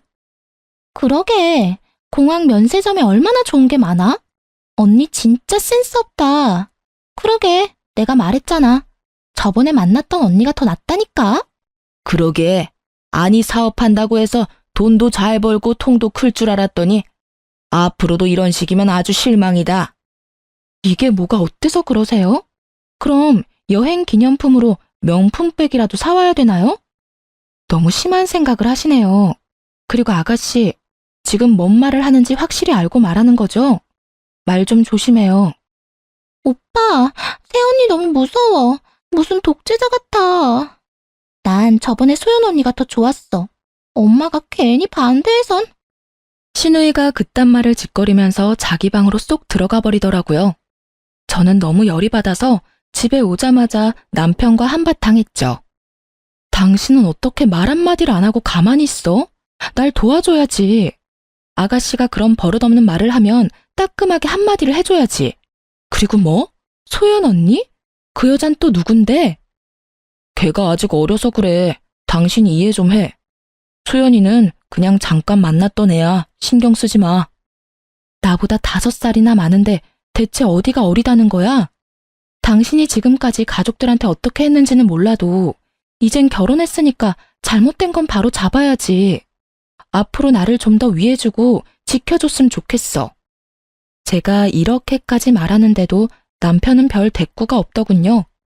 연애할 땐 그렇게 재테크며 뭐며 아는 거 다 말해대느라 말도 엄청 많이 하더니만 결혼하고 나니까 말수가 확 준 것도 참 웃기더군요. 앞으로 어떻게 할지 계획도 좀 세웠으면 좋겠는데 몇 달이 지나도 생활비를 어떻게 낼지 제대로 말이 없더라고요. 제가 말하면 그때 돈을 조금씩 주는 식으로 하니까 계속 말하기도 너무 불편하고 돈 관리에 대해 계획을 세워야 할 것 같았죠. 우리 생활비는 어떻게 할지, 돈은 어떻게 모을지 얘기를 좀 해봐야 되지 않을까? 그때그때 필요한 거 얘기하면 내가 입금해 줄게. 난 여지껏 우리 가족들한테도 그렇게 했거든. 난 한 달에 얼마 낼지 딱 정해서 썼으면 좋겠어. 안 그럼 흥청망청 돈 다 쓰게 되잖아. 근데 내가 사실 말 못한 게 있는데 우리 가족 생활비를 내가 다 내고 있거든. 근데 액수가 좀 돼. 4명 생활비니까. 뭐? 시부모님은 그렇다 쳐도 시동생들은 나이가 몇인데 당신이 생활비를 대준단 말이야. 내가 이상하다고 생각했는데 설마 둘 다 백수야? 상민이는 얼마 전에 일 관뒀고 상아는 적성에 맞는 게 없다고 아직 취직한 적이 없어. 내가 좀 벌다 보니까 생활비 대준 게 벌써 20년이거든. 그래서 당신이 생활비 줄이라고 할까봐 걱정이야. 한 달에 500 드리는데 생활비 줄이면 어머니가 난리 나실 거야. 뭐? 500? 당신 한 달 수입이 얼만데 그렇게 많이 들여?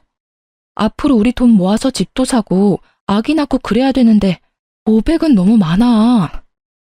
아, 네가 이렇게 나올까봐 내가 말을 못한 거야. 당신도 많이 버니까 생활비는 당신이 달라는 대로 내가 줄게. 반반씩 내자. 대신 내가 우리 집에 주는 건 눈 감아줘. 이건 진짜 어떻게 할 수가 없는 문제야. 남편이 어찌나 완강하게 나오는지 진짜 기가 탁 막혔어요. 그 후로도 몇 번 말을 꺼내봤지만 아예 말도 못 꺼내 막아버리더라고요. 어쩔 수 없이 시댁 생활비는 제가 받아들이게끔 만들어버리더군요. 그동안 시집 식구들이 하는 걸 봐서 충분히 예상은 하고 있었고 그냥 터치 안 하기로 했어요.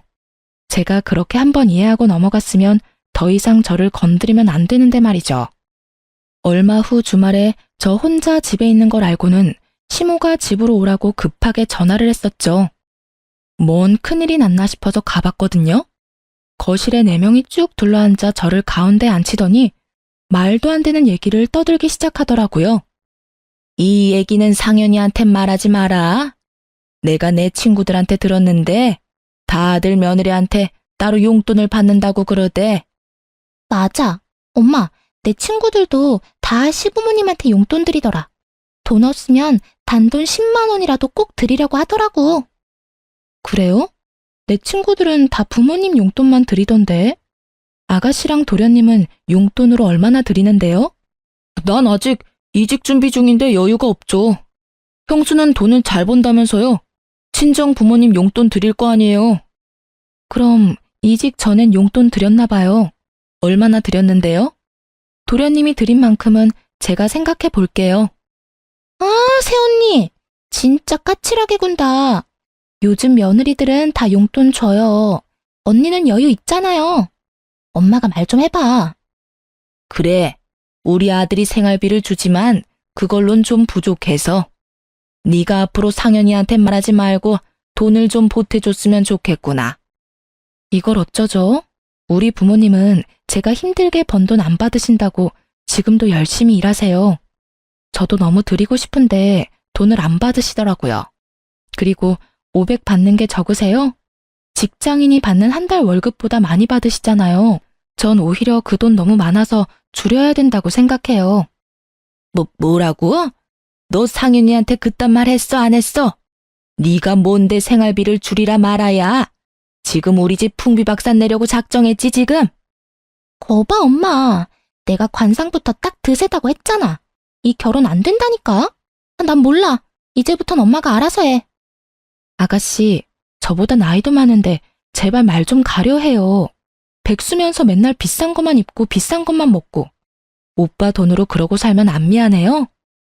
너 시부모 다 있는데 누가 그렇게 큰 소리를 내니? 얘가 진짜 아주 막대 먹었네.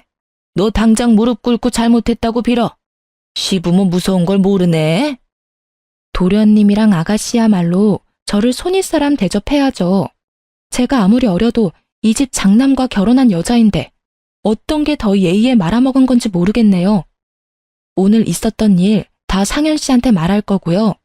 저는 아가씨랑 도련님이 사과할 때까진 이 집에 안 올 거니까 그렇게 아세요. 저는 머리끝까지 화가 나 현관문을 박차고 나가버렸어요. 제가 그렇게 나올진 몰랐는지 남겨진 인간들 표정이 아주 가관이더라고요.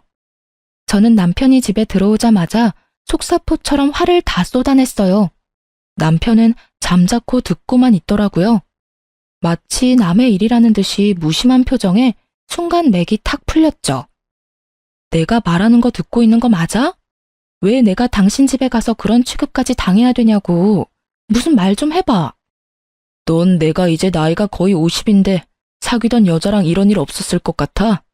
내가 가족들이랑 안 싸워봤겠냐고. 뭐라고? 그게 지금 나한테 할 말이야? 이제 결혼까지 했고 당신 가족은 나야. 그만 끌려다닐 때라고. 내가 이래서 결혼하는 거 자신 없다고 했잖아. 근데 네가 다 받아들인다고 해서 밀어붙인 거 아니야? 내가 너 이렇게 나올 줄 알았어. 이래서 어린애랑 결혼했으면 안 됐어. 자기, 어떻게 그런 말을 그렇게 서슴없이 해? 나 상처받는 건 생각 안 해? 남편은 한숨을 푹 쉬고는 지난 이야기를 말해주기 시작했죠. 그의 과거는 정말 충격적이더군요. 남편은 2년 전에 정말 사랑했던 여자와 결혼을 하고 싶었다고 해요. 근데 여자가 중소기업에 다니고 가진 게 없다는 이유로 시모가 엄청나게 반대를 했고요. 남편은 가족들과 연락도 끊고 그 여자와 같이 살림까지 차렸다네요. 근데 시모가 죽는다고 하다가 진짜 병원까지 실려갔고 입원까지 하게 되자 결국 남편이 백기를 든 거죠. 여자도 질려서 떠나버리고 남편은 그 후로 그냥 자포자기하는 심정으로 여자인 관심 끊고 살았던 거예요. 시모가 저와 결혼한다고 했을 때 허락했던 건 오로지 제가 돈을 잘 번다는 거 하나 보고 그랬던 거죠. 얼마나 자기 아들을 물주로 보면 그렇게까지 행동할 수 있을지 팔에 소름이 끼치더라고요. 저는 남편이 안쓰럽기도 하고 한편으론 질질 끌려다닌 게 참 한심하기도 했죠. 그렇게 한번 당했으면 이젠 가족들한테 그만 끌려다니고 거리를 둘 줄도 알아야지. 계속 당신이 돈 대준다고 해도 당신 가족들은 고마워하지도 않을걸? 이젠 내가 당신 가족이고 지켜줘야 될 사람이라는 걸 도대체 언제 깨달을 거야? 너도 우리 부모님 겪어봤잖아. 나도 다 해봤고 이젠 포기 상태야. 그러니까 나한테 더 이상 가족하고 싸우라느니 바꾸라느니 그런 말 하지 마. 난 네가 다 받아들인다는 걸로 이해하고 결혼한 거야. 너랑 이렇게 이 일로 또 싸울 줄 알았으면 절대 결혼 안 했어. 난 우리 가족이랑 영 끊을 생각 없으니까 그냥 네가 받아들여. 이렇게까지 말하는 냉정한 남편을 보니 이건 내가 해결할 수 있는 게 아니라는 생각이 딱 들더군요. 제가 아무리 남편한테 하소연을 해도 제 말엔 완전히 귀를 닫고 듣지 않더라고요. 이젠 남편에 대한 정도 딱 떨어지고 이렇게 살아야 될 이유가 저한테는 없더라고요. 저한테 다 받아들이라는데 그럼 결혼 전에 말했어야지. 이제 와서 내가 원했다는 식으로 몰아붙이는 건 정말 비겁한 일이잖아요. 이때부터 진짜 남편과 시댁에 신경 딱 끊고 제 생활비는 제가 내면서 일에만 몰두했어요. 시모나 시누이가 말도 안 되는 메시지 보내도 일절 답장하지 않았어요. 대꾸를 안 해주니 대놓고 본심을 드러내더라고요. 저한테 쇼핑몰 링크를 보내면서 명품백, 고급 화장품, 백화점 향수 등등을 결제해서 시댁에 택배로 보내달라고 명령질까지 하더군요. 하지만 몇 달이 흘러도 제가 꿈쩍하지 않자 답답한 시모와 시누이가 집으로 찾아왔어요. 강하게 나가봤자 저한테 전혀 먹히질 않는다는 걸 깨달았는지 다른 방식을 선택하더군요. 갑자기 제 손을 잡고 얼마나 다정한 척을 하던지요. 내가 많이 생각해봤는데 네가 정말 상처를 많이 받았을 것 같다. 내가 원래 말을 좀 직설적으로 해서 그렇지 그렇게 나쁜 사람이 아니야. 그래요. 언니 우리 이제 그만 풀어요. 이제 한 가족인데 친하게 잘 지내야죠. 평생 보고 살 건데 말이에요. 나도 앞으로 새언니 대접 깍듯이 할게요. 내가 며느리 하나는 잘 만났단 말이야. 얼마나 야무지고 딱 부러지는지 몰라. 얜 아무리 내 딸이어도 걱정이 많이 돼. 항상 물가에 내놓은 애 같아. 혹시 너 일하는데 얘도 같이 일 좀 시키면 안 되니? 쇼핑몰이 힘쓰는 일도 많고 힘들어요. 온실 속 화초 같은 아가씨는 금방 관둘 것 같은데요. 아니요. 나 디자인에 관심 많고 옷도 좋아하잖아요. 나 뭐 디자인 팀장이나 마케팅 담당 이런 거 해볼까? 한번 맡겨봐요. 내가 대박 내줄 테니까. 그렇게 말처럼 쉬웠으면 누구나 다 쇼핑몰 했죠. 저도 오래 하고 있지만 진짜 힘들어요. 그리고 소규모라 팀장 이런 거 없어요. 얘가 사업하는 애라 그런지 아주 거절도 딱 부러진다니까. 그럼 뭐 아는 사람 회사라도 없니? 얘가 백수 탈출을 해야 내가 한시름 덜 것 같다. 이렇게 말한 게 한 번이었을 것 같나요? 저도 사업 오래 하면서 다양한 고객들을 상대했고요. 진상 고객도 참 많이 만났어요. 근데 시모랑 시누이를 고객으로 만났다면 진짜 진상 중에서도 최고 레벨이었을 거예요. 원하는 대로 해줄 때까지 얼마나 들들 볶는지 몰라요. 취직 좀 시켜달라고 10대 번을 졸라대서 결국 아는 지인의 쇼핑몰에 소개시켜줬어요. 지인이 한번 일해보라고 해서 마케팅 일을 하게 됐는데 역시나 한 달도 안 돼서 징징대더군요. 진짜 어떻게 자식을 키우면 저렇게 될까? 신기할 정도였어요. 새언니, 나 고생해보라고 일부러 거기 소개한 거 아니야? 뭔 일을 그렇게 많이 시키는지 몰라. 나 골탕 먹이려고 그런 거지. 아가씨, 그게 무슨 말이에요. 내가 만만치 않을 거라고 했잖아요. 괜찮다고 열심히 해본다고 말한 게 아가씨 아니에요? 아니, 드라마 보면 마케팅 일 하는 사람 다들 폼나던데 이건 맨날 밤낮 자료만 찾으라고 하고 진짜 못하겠어. 새언니가 나 관둔다고 얘기 좀 해줘. 관둘 거면 회사에 직접 말해야지. 무슨 초딩이에요? 그리고 뭐 부탁할 때만 존대하고 마음에 안 들면 어리니까 반말한다. 이건가요? 앞으로 조심해주세요. 일하느라 힘든데 살림도 내가 다 해야 되고 남편은 매달 이런저런 변명해대면서 결국 생활비는 내가 내게 만들고요. 한계에 부딪힌 것 같은 기분이 들었죠. 일이고 뭐고 다 때려치고 숨어버리고 싶었어요. 혼자 있고 싶은 생각이 간절했죠. 지금 생각해보면 이때 심한 우울증이 왔던 것 같아요. 얼마나 시댁 식구 때문에 스트레스가 심했으면 제가 정수리에 원형 탈모까지 왔다니까요. 그러다가 제가 이혼할 결심할 결정적인 사건이 터지고야 말았죠. 남편 사업 때문에 제 명의로 작은 상가를 하나 샀어요. 명의만 제 이름이었고 남편 회사에서 관리하고 임대를 하려고 하는 거였는데요. 그 사실을 들은 도련님이 시부모한테 말을 해서 그쪽 집구석이 뒤집어졌더군요. 제 핸드폰에 불이 나도록 전화가 오기 시작했죠. 제가 받지를 않자 야밤에 집까지 쳐들어왔더라고요. 당연히 너 동생 말이 사실이냐? 제 이름으로 상가를 샀다는 게 진짜야? 아버지, 그건 세금 문제도 있고 회사 사정상 제 이름으로 하지를 못해서 이 사람 이름으로 산 거예요. 아무리 그래도 그렇지 그게 무슨 가방 쪼가리를 사는 것도 아니고 부동산을 사는데 어른 명의로 해야 되는 게 맞지. 아버님, 그 상가 곧 팔거나 임대할 거예요.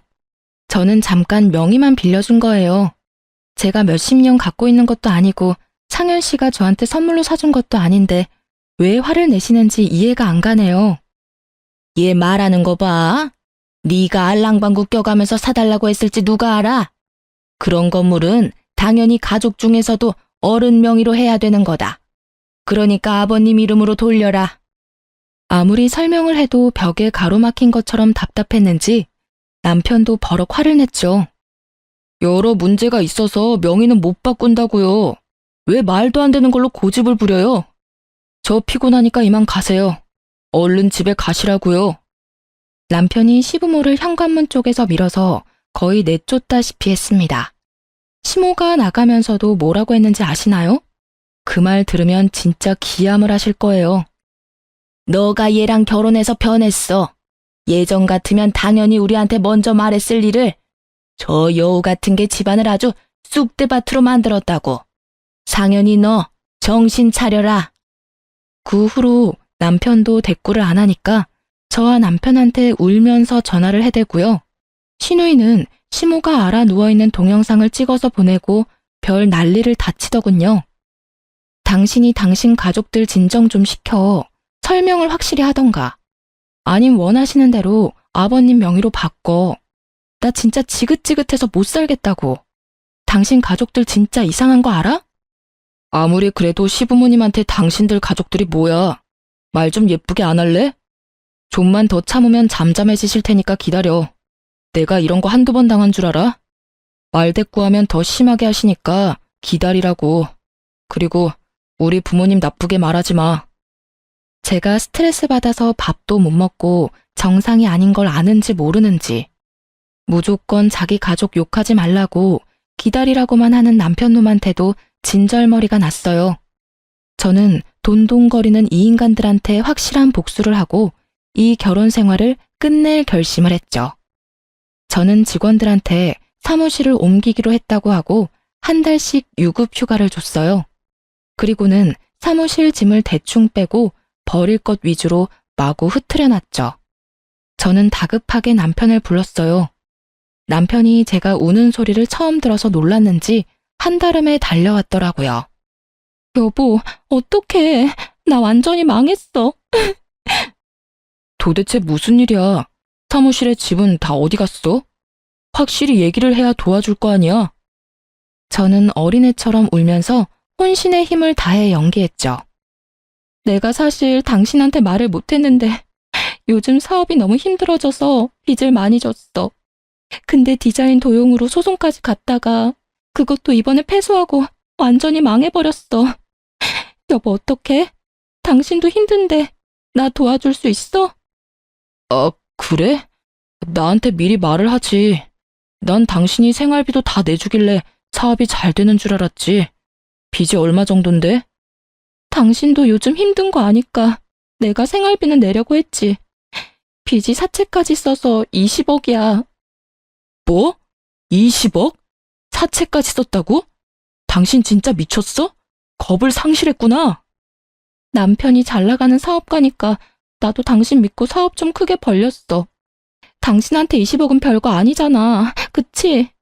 내가 당신 사업 규모는 잘 모르지만 나 도와줄 수 있지. 여보, 제발 나 좀 도와줘. 우린 가족이잖아. 그치?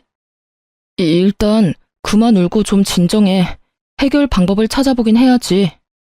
사채업자들이 지금 우리 집도 다 알고 있어. 그니까 나 당분간 친정에 가 있을게.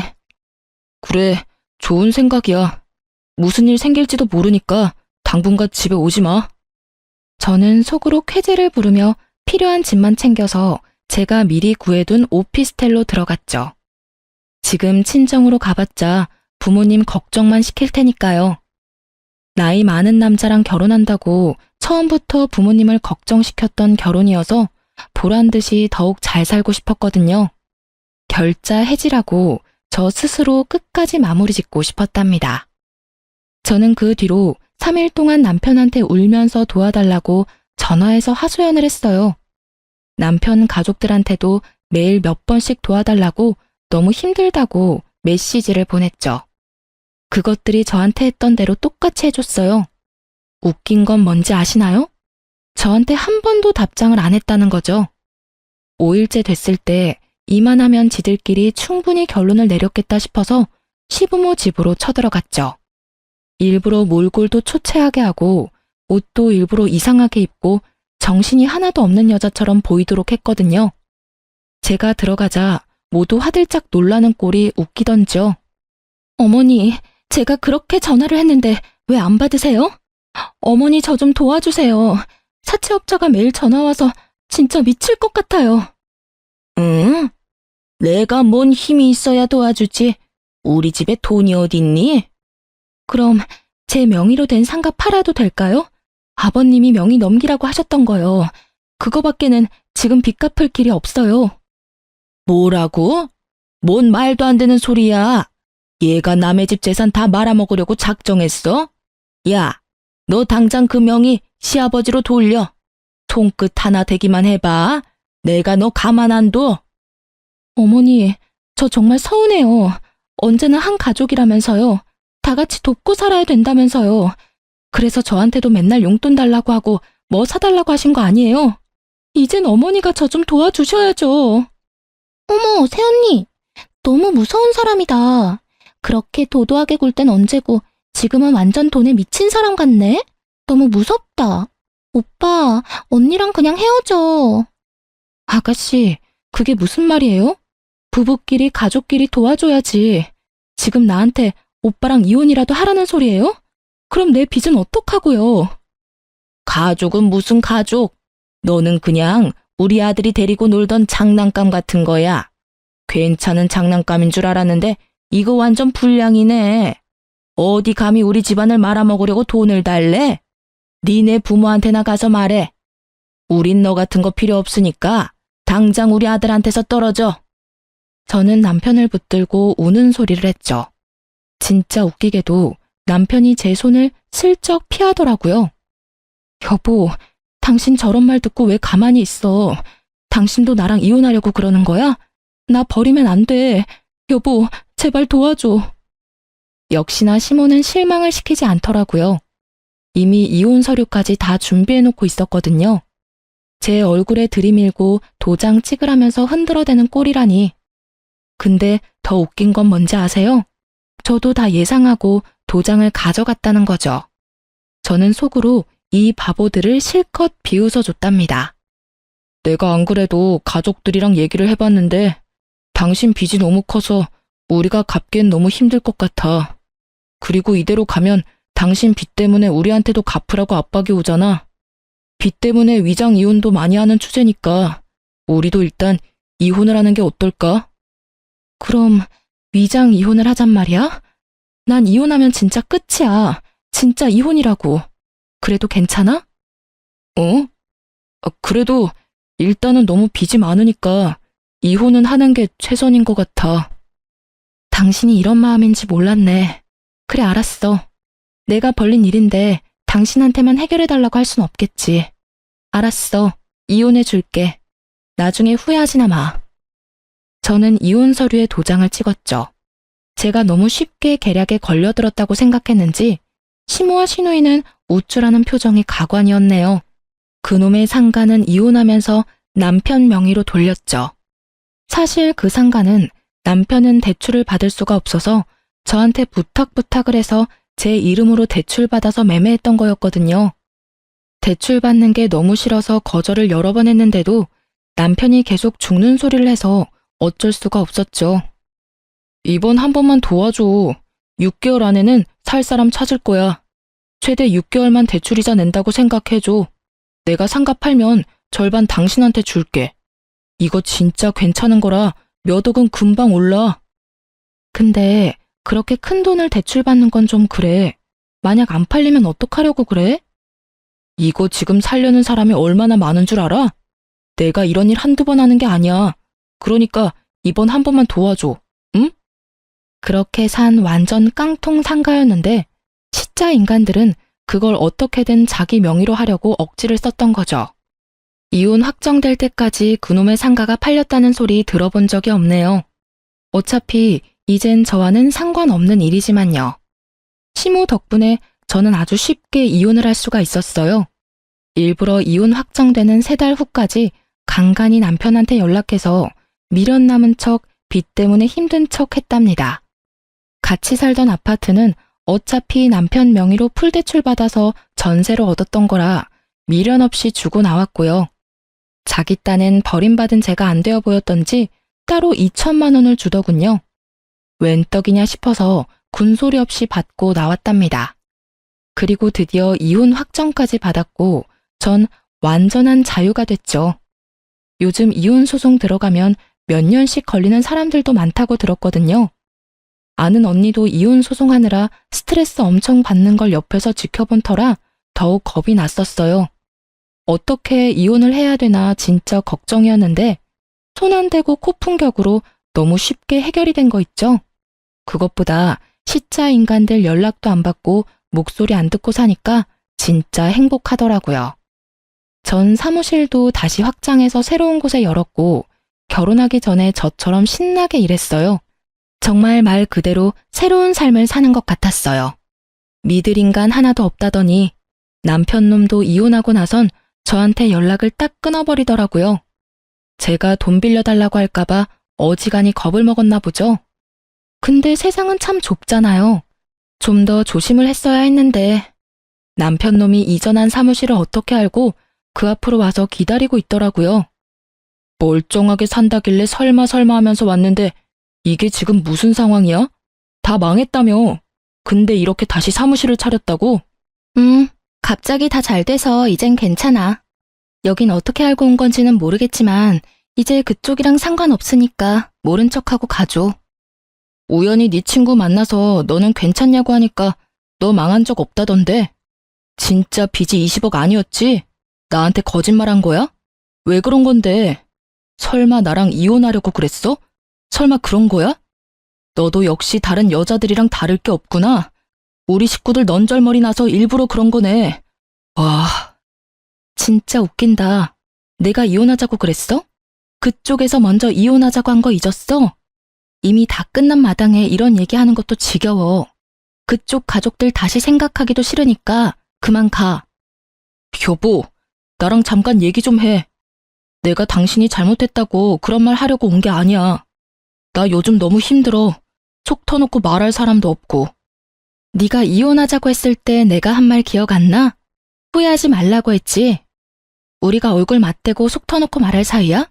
왜 이래 진짜. 뭐 회사라도 쫄딱 망했나 보지? 남편의 얼굴이 사색이 되면서 고개를 푹 숙이더라고요.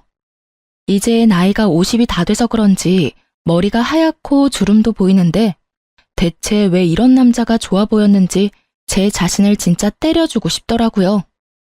상가 몇 개에 돈이 너무 많이 묶여서 지금 빚이 너무 많아. 결국 부모님 집 담보로 대출받았는데 그거 막을 여력이 없어서 걱정이야. 혹시 경매로만 안 넘어가게 돈 좀 빌려줄 수 있어? 그 집 날라가면 진짜 우리 가족은 길거리에 나앉게 되는 거야. 내가 잘못 들은 거 아니지? 지금 나한테 돈을 빌려달라는 거야? 내가 빚 갚는다고 그렇게 사정할 땐 들은 척도 안 했으면서 진짜 나이는 어디로 먹었는지 그렇게 염치가 없어? 이렇게 보면 니네 가족이나 너나 똑같다. 하긴 그 부모의 그 자식 나온 거지. 내가 그쪽 부모만 탓할 게 아니었어. 왜 갑자기 가만히 있는 우리 부모님 욕을 하고 그래? 당신도 나랑 이혼하려고 빚 있다고 수쓴 거 아니야. 잘못을 따지면 당신이 더 나쁜 여자라고. 난 그쪽이랑 더 이상 할 말 없으니까 다신 찾아오지 마. 또 오면 그땐 경찰 부를 줄 알아.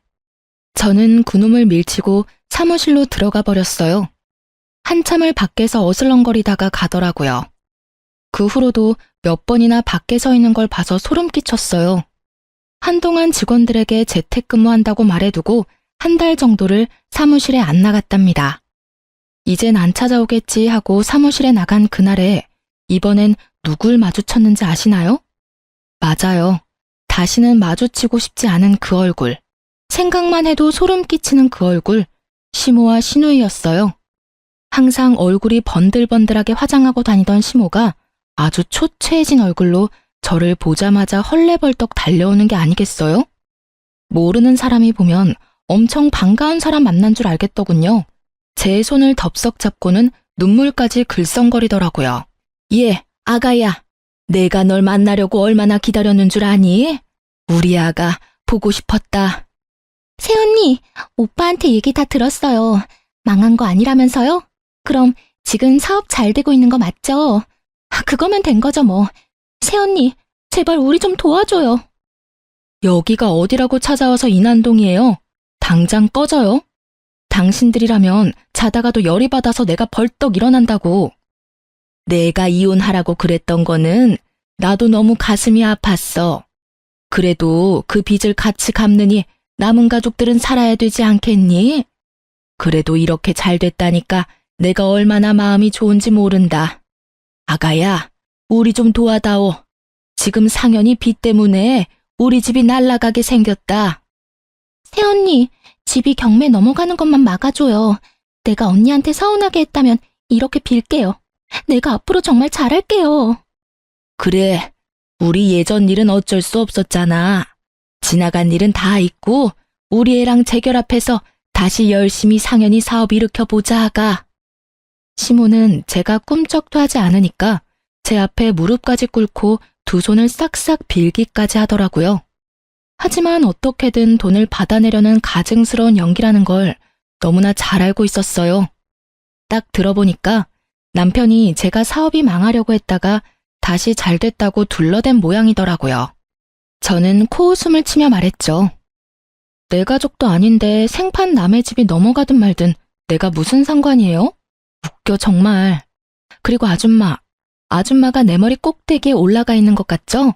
근데 미안해서 어쩐대요? 내가 원하는 대로 아줌마가 움직여준 것 같은데. 시모는 제가 무슨 말을 하는지 전혀 모르겠는지 눈만 꿈뻑거리며 절 바라보더라고요. 난 누구랑 달라서 알 수도 없는 걸 사업이랍시고 대출만 계속 받아대고 돈 돌려막는 짓은 안 해요. 그래서 사업이 망할 일도 없고요. 나 사업 망한 적 없고 빚도 없거든요. 지금도 사업 너무 잘 되는데 미안해서 어째요? 내가 망했다고 하면 이혼시키려고 달려들 걸 너무 잘 알아서 내가 연기 좀 했어요. 어쩌면 예상에서 하나도 안 벗어나고 바로 이혼 서류를 들이미는 꼴이라니. 뭐라고? 그럼 빚진 적이 없단 말이야? 우리 아들하고 이혼하려고 날 이용했단 말이야? 이 여우 같은 년이. 시모가 갑자기 험악한 표정으로 돌변해서 제 머리채를 잡으려고 하더라고요. 저는 온 힘을 다해 시모를 팍 밀어버렸죠. 시모가 아구구 소리를 내며 떨어져 나가는 걸 시누이가 얼른 잡더라고요. 이게 진짜 보자 하니까 이거 완전 사기꾼 아니야. 그럼 우리는 완전 속인 거야? 어머 기막혀. 우리 오빠 불쌍해서 어떡해? 아이고, 우리 집 완전히 망해버렸다. 저 요망한 게 들어와서 상현이 사업도 망한 거고 이젠 우리 집도 날아가게 생겼다. 다 저 고약한 년 때문이야. 아이고.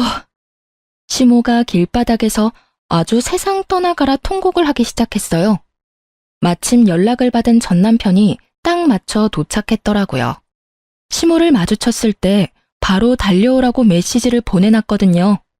울고 있는 시모를 본 전 남편 놈이 저를 휙 째려보더라고요. 뭘 째려봐. 그쪽 어머니가 나한테 돈을 달라고 하네? 그러게, 내가 빚 좀 갚아달라고 했을 때 보듬어주면서 도와줬으면 내가 이렇게까지 했겠어? 자기 무덤 자기가 파는 건 줄 모르고 그 나이가 되도록 남 탓만 하는 게 딱하다 딱해. 얼른 그쪽 가족들 다 데려가. 또 나타나면 그땐 법적으로 해결할 거야? 아무리 그래도 나이 드신 어른을 이렇게 대접하면 되겠어? 우리 어머니가 얼마나 급하셨으면 당신한테까지 와서 그런 부탁을 하시겠어, 응? 오늘까지 못 갚으면 집 넘어가. 당장 1억이라도 빌려주면 안 될까? 나한테 돈 맡겨놨어? 그쪽하고 결혼하고 매일 돈 소리 들으면서 사느라 내가 얼마나 스트레스를 받았는지 알아? 그쪽 인생도 참 딱하다. 나이 50대에서 빚이 몇십억에 옆에는 빨대 꽂고 있는 기생충이 몇 명이니? 내가 애정이 남아있을 때 가족들 생활비 좀 줄이고 사업 좀 그만 벌리라고 했을 때 말을 들었어야지. 나만 이상한 애 만들어가면서 그쪽 가족들 감싸고 돈 결과가 이거라니 참 보기 좋네.